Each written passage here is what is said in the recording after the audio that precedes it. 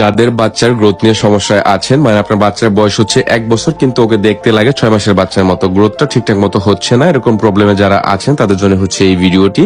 এখানে আমি D3 যে ড্রপটি দেখাচ্ছি এটা হচ্ছে সেই কোম্পানির একটি ড্রপ। এটাতে রয়েছে কোলেক্যালসিফেরল 400 IU।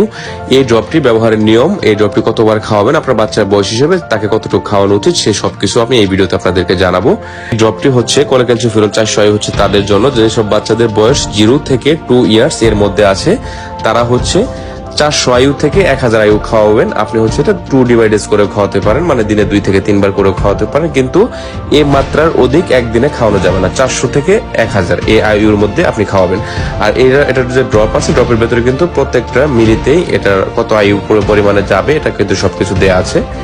তো এরপরে যদি এই বিষয়ে আপনার বিস্তারিত কিছু জানার থাকে সেক্ষেত্রে আমাদেরকে কমেন্টস করতে পারেন অথবা সরাসরি আমাদেরকে ইনবক্স করতে পারেন। সকলে ভালো থাকবেন, সুস্থ থাকবেন। আসসালামু আলাইকুম।